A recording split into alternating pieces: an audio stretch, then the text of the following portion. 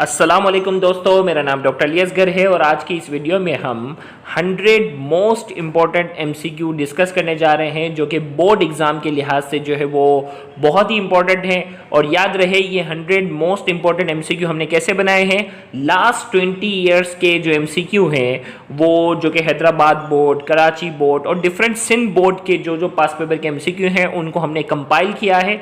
और कंपाइल करते हुए वो एमसीक्यू जो बोर्ड एग्ज़ाम के लिहाज से मोस्ट इंपॉर्टेंट हैं, ऐसे हमने 100 एमसीक्यू जो हैं वो कंपाइल किए हैं और आज की इस वीडियो में हम जल्दी से उसे डिस्कस करेंगे ताकि बोर्ड एग्जाम में स्टूडेंट को बहुत ज़्यादा फायदा हो। तो आज के इस लेक्चर को शुरू करने से पहले आपसे एक बार रिक्वेस्ट करेंगे कि अगर आपने अब तक हमारे इस चैनल को सब्सक्राइब नहीं किया जो कि सिंध बोर्ड टीचिंग के नाम से है, तो काइंडली आज ही आप हमारे इस चैनल को सब्सक्राइब करें और साथ ही साथ बेल आइकन को लाजमी क्लिक करें ताकि हमारी अपलोड करदा तमाम इंपॉर्टेंट वीडियोस की नोटिफिकेशन भी आपको रिसीव हो सके। तो आइए हम स्पीड से स्टार्ट करते हैं। आज का सबसे पहला MCQ, the pressure and volume formula of a gas undergoing an adiabatic change. हमें कहा जा रहा है प्रेशर और वॉल्यूम के दरमियान जो फॉर्मूला है वो रिलेशन हमें बताना है एक गैस का जिसमें कौन सा प्रोसेस हो रहा है, एडियाबैटिक चेंज। तो याद रखिएगा जब भी आइसोथर्मल प्रोसेस होता है उस वक्त पीवी इक्वल टू कांस्टेंट होता है, लेकिन जब भी एडियाबैटिक चेंज आ जाएगा तो पीवी के साथ क्या आ जाएगा, गेमा, जो कि सीपी ओवर सीवी का क्या होता है, रेशो होता है, molar specific heat of gas at constant pressure और कांस्टेंट वॉल्यूम के दरमियान का जो रेशियो होता है उसे गेमा से रिप्रेजेंट करते हैं। तो गेमा जब भी आ जाए वो रिप्रेजेंट करता है किसे, एडियाबैटिक चेंज को। तो यहाँ पीवी फॉर्मूला जो है इसका करेक्ट आंसर हमारे पास है पीवी गेमा कांस्टेंट। अगला, if the temperature of the cold body is decrease the efficiency of Carnot engine. हमें कहा जा रहा है भाई कार्नोट इंजन में दो बॉडी, हॉट बॉडी और कोल्ड बॉडी। कोल्ड बॉडी के टेम्परेचर को जितना कम करते जाएंगे कार्नोट इंजन की एफिशिएंसी उतनी बढ़ती जाएगी। हॉट बॉडी के टेम्परेचर को हम जितना बढ़ाते जाएंगे कार्नोट इंजन की एफिशिएंसी उतनी ही बढ़ती जाएगी। समझ में आ रही बात? ठंडी बॉडी को जितना ठंडा करो एफिशिएंसी बढ़ेगी, गर्म चीज को उतना ही गर्म करो जो एफिशिएंसी बढ़ती जाएगी। तो यहाँ क्या कह रहा है, if the temperature of the cold body is decrease, cold body के टेम्परेचर को अगर हम कम कर रहे हैं तो कार्नोट इंजन की एफिशिएंसी क्या होती जाएगी, इंक्रीज होगी। इसका करेक्ट आंसर बी है। अगला एमसीक्यू है, the average kinetic energy of a molecule of a perfect gas. Average kinetic energy of a molecule क्या है, 3/2 kT। अगला एमसीक्यू हमारे पास 273 kelvin is equal to 273 kelvin जो है वो फ़ारेनहाइट में किसके बराबर होता है, 32 डिग्री फ़ारेनहाइट के। देखिए ये जो भी लिखा हुआ है ना ये पास पेपर को रिप्रेजेंट कर रहा है कि 2000 का क्वेश्चन नंबर 1A था। अब मैं स्पीड से पढ़ता हूं, टाइम हमारे पास कम है। The pressure exerted by the gas molecule on the wall of a vessel increase by. Pressure कैसे बढ़ेगा, ए में कहा जा रहा है temperature of the gas decreases, velocity of the molecule of gas decreases, collision of the molecule of gas with its wall increases. याद रखिएगा pressure क्या होता है, गैस के मॉलिक्यूल बॉल के साथ कोलाइड करते हैं ना, वो प्रेशर को रिप्रेजेंट करते हैं। कोलिजन बढ़ेगा, प्रेशर भी क्या होगा, बढ़ेगा। इसका करेक्ट आंसर हमारे पास सी है। Next MCQ, the kinetic energy of the molecule of an ideal gas at absolute zero. Absolute zero पे काइनेटिक एनर्जी जो होगी वो क्या हो जाती है, जीरो हो जाती है। एब्सोल्यूट जीरो पर गैस का वॉल्यूम भी जीरो हो जाएगा, आइडियल गैस का, और उसकी काइनेटिक एनर्जी भी जीरो हो जाएगी। Next, as the temperature of a black body is raise the wavelength corresponding to the maximum intensity. जैसे जैसे ब्लैक बॉडी के टेम्परेचर को हम बढ़ाते जाएंगे उसकी एनर्जी बढ़ती जाएगी और वेवलेंथ क्या होती जाएगी, शॉर्ट होती जाएगी, shift towards shorter wavelength. Next हमारे पास है the PV diagram shown in the figure. Figure के अंदर जो आपके पास पीवी डायग्राम है ये किसे रिप्रेजेंट कर रही है, उम्मीद करता है आपने ग्राफ की अच्छी प्रैक्टिस की होगी। ये है आइसोकोरिक चेंज को रिप्रेजेंट कर रहा है, C is the correct answer. Number 9, in an isobaric process the work done is equal to. Isobaric process में वर्क डन किसके बराबर होता है, पी डेल्टा वी के, और पी डेल्टा वी आगे जाके जब हम डेरिवेशन में पढ़ते हैं वो किसके बराबर होता है, एन आर डेल्टा टी के बराबर है। D is the correct answer. Next, choose the correct option. Correct option हमें बताना है, the product of pressure and temperature is constant if volume is constant, the ratio of PV is constant if temperature is constant, the product of pressure and volume is equal to constant if temperature is constant. C is the correct answer. ये Boyle's law की statement number 2 है जिसमें हम पढ़ते हैं कि pressure और volume का प्रोडक्ट कांस्टेंट होता है अगर टेम्परेचर कांस्टेंट होगा। C is the correct answer. The SI unit of heat is, heat की एसआई यूनिट क्या है, joule. Next, zero on the Celsius scale is equal to, zero जो होता है ना सेल्सियस स्केल में जीरो किसके बराबर होता है, केल्विन में बात हो रही है तो केल्विन में वो किसके बराबर होता है, 273 केल्विन के बराबर होता है। Is the correct answer. Next MCQ हमारे सामने है the entropy of the universe. देखें अगर कोई रिड्यूस सिलेबस में कोई एक आध छोटा सा टॉपिक नहीं है तो उस एमसीक्यू को आप स्किप कर सकते हैं, सही है भाई। The entropy of the universe, entropy of the universe क्या होती है? Always increases. एंट्रोपी यूनिवर्स की क्या होती है? बढ़ती है। The process during which no external work is done, isochoric process में वर्क डन नहीं होता। B is the correct answer according to Charles law. Charles law की बात हो रही है, वी अपॉन टी क्या होता है? कांस्टेंट के बराबर होता है। द नेक्स्ट है the quantity of heat required to raise the temperature of 1 gram of a substance through 1 degree centigrade is known as, इसे क्या कहते हैं? 1 ग्राम ऑफ अ सब्सटेंस है क्या है? Specific heat. नेक्स्ट है the maximum efficiency of a heat engine is obtained by, maximum heat engine की maximum efficiency चाहिए कैसे? तो अभी मैंने बताया था कि कोल्ड बॉडी को के टेम्परेचर को कम करो और हॉट बॉडी के टेम्परेचर को बढ़ा दो। तो कोल्ड बॉडी को सिंक भी कहते हैं और हॉट बॉडी को सोर्स भी कहते हैं। तो करेक्ट आंसर इसका क्या है? Decreasing the temperature of the sink and increasing the temperature of the source, other factor remain constant. तो करेक्ट आंसर इसका क्या है? बी, कि भाई सिंक के टेम्परेचर को कम करो और सोर्स के टेम्परेचर को इंक्रीज करो। Next 1 cubic metre is equal to, 1 cubic metre जो है वो किसके बराबर होता है? एक्सपोनेंट 6 सेंटीमीटर क्यूब के, is the correct answer. Next if the pressure of a gas is double keeping its temperature constant the volume of the gas is, अगर pressure double करेंगे टेम्परेचर कांस्टेंट रखेंगे तो वॉल्यूम पे क्या फर्क पड़ेगा? Reduce to 1/2 of the original volume, volume जो होगा हाफ होगा। C is the correct answer. Next if the volume of the system remain constant during a process it is called, volume constant रहेगा isochoric. Boltzmann constant is, Boltzmann constant का हमें क्या करना है? Formula बताना है, R अपॉन N है। The unit of, एक मिनट, the unit of specific heat is, specific heat की यूनिट क्या है? यहाँ दो यूनिट इसके सही है, joule per kilogram per degree centigrade, joule per kilogram per kelvin. यहाँ अगर SI है तो एक ही आंसर है। The SI unit of specific heat वो क्या है? Joule per kilogram per kelvin. Next है root mean square velocity of gas molecule at absolute zero, absolute zero पे क्या हो जाएगा? रूट मीन स्क्वायर वेलोसिटी भी जीरो हो जाएगा, वॉल्यूम भी जीरो हो जाएगा, एवरेज काइनेटिक एनर्जी भी जीरो हो जाएगी, जीरो इसका answer. The value of Boltzmann constant, Boltzmann constant की वैल्यू क्या है? 1.38 एक्सपोनेंट -3 जूल पर kelvin. Next, the difference of molar specific heat at constant pressure and at constant volume per mole is called, वो किसके बराबर है? Boltzmann constant. कैसे? यहाँ पर मोल करके यूज किया, देखो भाई Cp minus CV equal to R होता है ना भाई, यहाँ से पर मोल कर दिया। पर मोल का मतलब है इसे एवोगैड्रोस नंबर से क्या कर दो? डिवाइड कर दो। तो ये क्या होता है? R अपॉन N किसके बराबर है? K के, बोल्ट्जमैन कांस्टेंट के। तो यहाँ इसका करेक्ट आंसर हमारे पास क्या बन जाता है? Boltzmann constant. Next, a domestic pressure cooker is based on, domestic pressure cooker जो है वो किस बेस पर बनाया गया है? उसको जो है वो क्लोज सील कर दिया जाता है, आइसोकोरिक प्रोसेस की बेस पर से बनाया गया है। फिर उसके बाद जो है हम MCQ नंबर 27 की से आते हैं। MCQ नंबर 27, स्पीड इसलिए तेज रख रहे हैं कि ताकि एक ही वीडियो में 100 MCQ हमारे क्या हो जाएं? कवर हो जाएं। The absolute temperature corresponding to 212 degree Fahrenheit, 212 degree Fahrenheit का जो टेम्परेचर होता है वो किसे रिप्रेजेंट कर रहा होता है? वो बताना है। 212 डिग्री फ़ारेनहाइट 0 डिग्री सेंटीग्रेड के बराबर है और 0 डिग्री सेंटीग्रेड जो है वो, एक मिनट, द एब्सोल्यूट टेम्परेचर कोरस्पॉन्ड, अच्छा एब्सोल्यूट टेम्परेचर की बात हो रही है, sorry 212 degree Fahrenheit 100 degree centigrade को रिप्रेजेंट कर रहा है और केल्विन में किसके बराबर होगा? 373 के, B is the correct answer.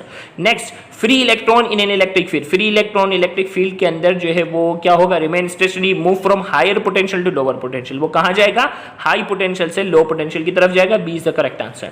Next, the magnitude of an electric field does not depend on, magnitude जो इलेक्ट्रिक फील्ड का होता है वो किस पर डिपेंड नहीं करता। अब भाई इलेक्ट्रिक फील्ड जो है ना, इलेक्ट्रिक फील्ड इंटेंसिटी का फॉर्मूला ये है ना, 1/4πε0Q/R², ये। अब मैग्नीट्यूड ऑफ चार्ज पे डिपेंड करता है और डिस्टेंस पे डिपेंड करता है। अब देखते हैं क्या कहता है। The magnitude of an electric field does not depend on, किसके ऊपर डिपेंड नहीं करता? The distance from the charge particle, distance पर डिपेंड करता है। Nature of the charges causing the field, nature पर डिपेंड नहीं करता। The magnitude of the charges, okay, distance और मैग्नीट्यूड दोनों पर डिपेंड करता है, नेचर पर डिपेंड नहीं करता। इसका करेक्ट आंसर बी है।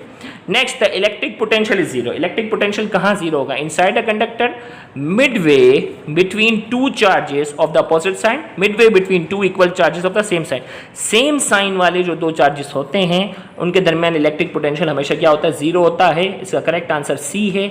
ये हमने इलेक्ट्रिक लाइंस ऑफ फोर्सेस वाले टॉपिक में सीखा था। Next, the electric intensity at any point between two opposite charge plane sheet, two opposite charge plate के दरमियान इलेक्ट्रिक फील्ड इंटेंसिटी किसके बराबर होती है? Sigma over epsilon naught, B is the correct answer. Next, dielectric always dash the electrostatic force between 2 point, 2 point charges के दरमियान अगर हम डाइलेक्ट्रिक लेकर आते हैं वो क्या करता है? इलेक्ट्रोस्टैटिक फोर्स को डिक्रीज कर देता है। अगर कैपेसिटेंस होता, कैपेसिटेंस को डाइलेक्ट्रिक इंक्रीज कर देता है, इलेक्ट्रोस्टैटिक फोर्स को डिक्रीज कर देता है। 1 जूल पर कूलम, 1 जूल पर कूलम किसके बराबर होता है? वोल्ट के। Next, the electric flux through a close surface depend on the, electric flux जो होता है ना क्लोज सरफेस, किस पर डिपेंड करता है? Magnitude of the charge enclose by the surface, magnitude पे डिपेंड करता है। Gauss's law, position of the charge enclose by the surface, position पे डिपेंड नहीं करता। The shape of the surface पे डिपेंड नहीं करता। A is the correct answer. Next हमारे पास है when 3 capacitor are join in series the total capacitance, तीनों सीरीज में जॉइन करेंगे तो टोटल कैपेसिटेंस क्या हो जाती है? कम हो जाती है ना। तो हमारे पास आंसर क्या होगा? Less than the value of the minimum capacitance, minimum capacitance से भी क्या हो जाएगी? इक्विवेलेंट कम होगा। A is the correct answer. Next हमारे पास है the unit of electric intensities, electric intensity की यूनिट हमारे पास क्या है? न्यूटन कूलम कह रहा है, न्यूटन कूलम कह रहा है, वोल्ट मीटर कह रहा है, वोल्ट पर मीटर, वोल्ट पर मीटर या न्यूटन पर कूलम। तो इसका आंसर हमारे पास जो है वो डी है, क्योंकि ये न्यूटन पर कूलम नहीं है, न्यूटन कूलम है, न्यूटन कूलम है। तो वोल्ट पर मीटर या न्यूटन पर कूलम जो है वो इलेक्ट्रिक फील्ड इंटेंसिटी की क्या होती है? यूनिट होती है। Next, the force per unit charge is known as, force per unit charge electric field intensity को रिप्रेजेंट करता है। B is the correct answer.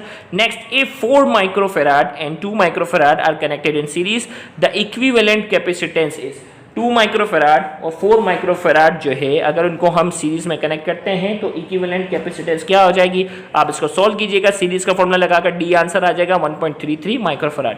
Next, with introduction of a dielectric between the plates of a capacitor it's capacitance, with introduction of dielectric, dielectric को introduce करेंगे, इसकी capacitance क्या हो जाएगी? Capacitor की कैपेसिटेंस बढ़ जाती है और इलेक्ट्रोस्टैटिक फोर्स कम हो जाती है, मैंने बताया था ना।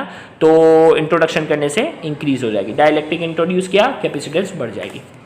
एमसीक्यू नंबर 40 की अगर हम बात करते हैं, the electric field intensity between 2 similar charge plate, 2 similar charge plate के दरमियान इलेक्ट्रिक फील्ड इंटेंसिटी 0 होगी। Next, the electric flux through a surface will be minimum when the angle between electric field intensity and vector area, electric field और vector area के दरमियान angle क्या होगा कि electric flux minimum होगा? आपको मालूम है 90 डिग्री पे, ऐसा होगा। A is answer. Which of the following can not be the unit of electric intensity, इनमें से इलेक्ट्रिक इंटेंसिटी की कौन सी यूनिट नहीं है? न्यूटन कूलम है, वोल्ट पर मीटर भी है, जूल पर कूलम कैसे? देखो भाई 2 यूनिट तो आपको आसानी से याद है ना भाई, न्यूटन पर कूलम और वोल्ट पर मीटर। अब आपको मालूम है कि जूल बराबर होता है न्यूटन मीटर के, तो अब मीटर यहाँ मल्टीप्लाई वहाँ चला गया, joule metre, joule per metre बराबर है किसके? न्यूटन के। तो न्यूटन पर कूलम थी ना, न्यूटन की जगह ये रख देता हूँ, जूल पर मीटर पर कूलम, जूल पर मीटर पर कूलम भी क्या बन गई? इसकी यूनिट 1 बन गई। चलो तो हमारे पास क्या होना चाहिए? Which of the following can not be the unit of electric intensity, तो न्यूटन कूलम भी इसकी यूनिट है, वोल्ट पर मीटर भी है, जूल पर कूलम पर मीटर भी है, जूल कूलम इसका आंसर होगा, ये इलेक्ट्रिक फील्ड इंटेंसिटी की यूनिट नहीं है। Electron volt is the unit of energy, electron volt energy की यूनिट है। 1 जूल पर कूलम, 1 जूल पर कूलम किसके बराबर है? वोल्ट के। नेक्स्ट है, if 2 capacitor of 5 microfarad and 7 microfarad are connected in parallel their equivalent capacitance will be, भाई 5 और इनको पैरेलल में कनेक्ट कर दो, इक्विवेलेंट कैपेसिटेंस क्या होता है? पैरेलल में सिंपली प्लस करते हैं, आंसर आ जाएगा 12। नेक्स्ट है, if a dielectric slab is introduce between the plate of a capacitor, parallel plate capacitor kept at constant potential difference the charge on the capacitor is, भाई dielectric को हमने introduce कर दिया और डाइलेक्ट्रिक को introduce करने देखो भाई चार्ज जो होता है ना, Q बराबर होता है किसके? CV के, Q बराबर C के। अब आप डाइलेक्ट्रिक को इंट्रोड्यूस कर रहे हो, कैपेसिटेंस बढ़ गई, वोल्टेज को कांस्टेंट रखा तो चार्ज क्या हो जाएगा? चार्ज भी क्या हो जाएगा? बढ़ जाएगा, क्योंकि कैपेसिटेंस बढ़ गई है और वोल्टेज कांस्टेंट है, तो ये क्या होगा? कैपेसिटेंस बढ़ने की वजह से वो ज़्यादा चार्ज स्टोर करेगा, तो लिहाजा चार्ज क्या हो जाएगा? बढ़ जाएगा। तो यहाँ इसमें कहा जा रहा है, if a dielectric slab is introduced between the plate of a parallel plate capacitor capping at constant potential difference constant है, the charge on the capacitor increases। 1 kilowatt hour is equal to 1 kilowatt hour किसके बराबर होता है? 3.6 exponent 6 के बराबर है ना, ये 3.6 एक्सपोनेंट 5 है, ये 36 एक्सपोनेंट 6 है, ये भी नहीं है, ये 36 एक्सपोनेंट 5 है। B is the correct answer. 3.6 exponent 6 हो या 36 एक्सपोनेंट 5 हो, B is the correct answer. Next, 1 electron volt is equal to 1 electron volt होता है 1.6 एक्सपोनेंट माइनस 19 जूल के। देखो यहाँ यूनिट में गड़बड़ी की ना, वोल्ट नहीं है, जूल, एनर्जी की यूनिट है ये, तो 1.6 एक्सपोनेंट माइनस 19 जूल के बराबर है, B is the correct answer. Next है, when 3 capacitors each of 4 microfarad are join in parallel across a battery, भाई चारों को जो है वो पैरेलल में कनेक्ट किया, of 20 volt the charge stored by the combination will be, भाई 4 माइक्रोफैराड वाले हैं, पैरेलल में कनेक्ट किया है, हमें चार्ज बताना है। पैरेलल में हम सिंपली क्या करते हैं, प्लस करते हैं, तो ये 12 हो गया और ये हो गया 20। हमें बताना है कॉम्बिनेशन में कितना चार्ज स्टोर होगा। ओके, C की वैल्यू 12 है, V की वैल्यू 20 है, 20 मल्टीप्लाई बाय 12, आंसर हमारे पास क्या आ जाएगा 240। ओके, नेक्स्ट एमसीक्यू हमारे पास है MCQ number 51। The resistor of 3 ohm 5 ohm are connected in parallel if 0.3 volt be the potential difference between the end of 3 ohm resistor the potential difference across the other resistor. भाई 3 ohm 5 ohm और 7 ohm जो है वो आपस में parallel में connect हैं। हमें कहा जा रहा है कि 0.3 वोल्ट जो है 3 ओम का, 3 ओम रेजिस्टर का जो वोल्टेज है वो 0.3 वोल्ट है। हमें कहा जा रहा है बकिया का क्या होगा, तो पैरेलल में वोल्टेज सेम होता है, लिहाजा इसका आंसर आ जाएगा डी 0.3 वोल्ट। नेक्स्ट हमारे पास है 1 जूल पर कूलम। 1 जूल पर कूलम किसके बराबर है, वोल्ट के। नेक्स्ट है the change in potential energy of a unit charge between 2 points in an electric field. Change in potential energy, energy की बात हो रही है, between 2 points in an electric field is called. ये किसकी डेफिनेशन है, पोटेंशियल डिफरेंस की। ये पोटेंशियल डिफरेंस की हमारे पास क्या है, डेफिनेशन है। आइए हम चलते हैं एमसीक्यू नंबर 54 की तरफ। हम आते हैं एमसीक्यू नंबर 54, जल्दी करते हैं ताकि शॉर्ट इसी वीडियो में सब कवर हो जाए। The force on a proton place between 2 parallel plate having equal positive charge. 2 parallel plate हैं, इक्वल चार्ज है, उसके ऊपर प्रोटॉन के ऊपर फोर्स कितनी अप्लाई होगी, 0। D is the correct answer. Next है a dielectric case inserted between the plate of 19.8 microfarad capacitor, it's capacitance will become. भाई डाइइलेक्ट्रिक की वैल्यू कितनी है, के की वैल्यू 2 है। इसको अगर हम पैरेलल प्लेट के दरमियान दाखिल करते हैं, जिसकी पहले कैपेसिटेंस थी 19.8, अब कितनी हो जाएगी, डबल हो जाएगी। डाइइलेक्ट्रिक की जो भी वैल्यू होती है उतने टाइम्स कैपेसिटेंस बढ़ जाती है, तो 19.8 का डबल ऑलमोस्ट क्या होता है, 40, तो इसका आंसर डी हो जाएगा। The commercial unit of electric energy is kilowatt hour. Next है a parallel plate capacitor with air between its plate is charged, the voltage source is then disconnected. A dielectric medium is then introduced between its plate. Dielectric को दाखिल करेंगे तो क्या होगा, उसकी capacitance बढ़ जाती है। भाई उसको उसी वोल्टेज सोर्स से किए ना, the capacitance of the capacitor increases. A next है an electron in proton with same momentum. Momentum की बात हो रही है, इलेक्ट्रॉन और प्रोटॉन सेम मोमेंटम के साथ मैग्नेटिक फील्ड में दाखिल होंगे परपेंडिकुलरली, तो दोनों पार्टिकल जो होंगे वो सेम डिफ्लेक्ट होंगे। Both particle will deflect equally, क्योंकि मोमेंटम क्या है, सेम है। इसी तरीके से नेक्स्ट है the maximum magnetic force will act on current carrying conductor in a magnetic field when it is placed. Maximum force कब हो जाएगी करंट कैरिंग कंडक्टर पे, भाई जब वो परपेंडिकुलर होगा, 90 डिग्री के एंगल पर होगा। C is the correct answer. Next है the current produced by moving the loop of a wire across the magnetic field is. भाई लूप ऑफ वायर को मैग्नेटिक फील्ड में मूव करेंगे, उस करंट को क्या कहते हैं, इंड्यूस करंट कहते हैं। D is the correct answer. Next the force experience by a current carrying conductor when it is place in a magnetic field, तो इसका फोर्स करंट कैरिंग कंडक्टर का जो फॉर्मूला होता है F बराबर है I L cross B। Next है the phenomena of producing EMF in a coil due to change of current in the coil itself. Same coil के अंदर अगर तब्दीली हो रही है और EMF प्रोड्यूस हो रहा है, उसे सेल्फ इंडक्शन कहते हैं। नेक्स्ट है I steady current passing through a conductor produce. Steady current जो है वो कंडक्टर से पास हो रहा है, वो क्या प्रोड्यूस करेगा, a magnetic field only. Next है if a straight conductor of length L carrying current I is place parallel to a magnetic field B, the force experience, parallel है भाई एंगल 0, एंगल 0 तो फोर्स भी 0 apply होगी। C is the correct answer. Next है when a charge particle enters a uniform magnetic field perpendicularly its path is. भाई charge particle है uniform magnetic field में perpendicular दाखिल हो रहा है, इसका पाथ क्या हो जाएगा, सर्कुलर होगा। B is the correct answer. Next हमारे पास है if an electron in proton enters a magnetic field perpendicular with the same moment. वही सवाल आ गया, equal both particle will be deflected equally. Transformer work on the principle of mutual induction. C is the correct answer. Next the deflecting torque on a current carrying coil placed in a magnetic field is maximum when the angle between the magnetic field and the plane of the coil. भाई torque बराबर है BINA cos alpha, तो angle क्या रखें कि torque की value maximum है, angle रखना होगा हमें 0। एंगल अगर 0 रखेंगे तो कॉस की वैल्यू क्या आ जाती है, मैक्सिमम आती है, 1 होता है, तो इसका करेक्ट आंसर हमारे पास 1 है। 1 tesla is equal to 1 weber per metre square. When the north pole of a bar magnet approaches the face of a coil the face become. भाई नॉर्थ पोल को सामने लेकर आते हैं तो लेंस लॉ के अंदर मैंने बताया था सामने भी लेंस नॉर्थ बन जाता है और नॉर्थ को अगर दूर लेके जाएंगे तो सामने साउथ बनेगा। तो ये क्या कह रहा है, when the north pole of a bar magnet approaches the face of a coil, approach मतलब करीब ला रहा है तो सामने भी क्या होगा, नॉर्थ पोल होगा। नेक्स्ट है इन स्टेप डाउन ट्रांसफॉर्मर में, स्टेप डाउन ट्रांसफॉर्मर में क्या होता है कि सेकेंडरी के अंदर नंबर ऑफ टर्न्स कम होते हैं, प्राइमरी के अंदर ज्यादा होते हैं, तो करेक्ट आंसर बी है, सेकेंडरी में कम है, प्राइमरी में ज्यादा है। Tesla the unit of B, tesla जो है वो किसके बराबर होता है, Newton per ampere per metre, newton per ampere per metre, B is the correct answer. The direction of induce current is given by, induce current की direction हम किससे मालूम करते हैं, the direction of induce current is given by Lenz law. फिर है the path of a neutron moving normally to a magnetic field, भाई neutron का पाथ क्या होगा, स्ट्रेट होगा क्योंकि इसके ऊपर कोई फोर्स अप्लाई नहीं होगी, ए इज द करेक्ट आंसर। ऐसा यूनिट ऑफ इंडक्शन इज, ऐसा यूनिट हमारे पास जो इंडक्शन है वो है सेल्फ इंडक्शन और म्यूचुअल इंडक्शन की बात हो रही है तो इंडक्शन यूनिट हमारे पास क्या है, हेनरी।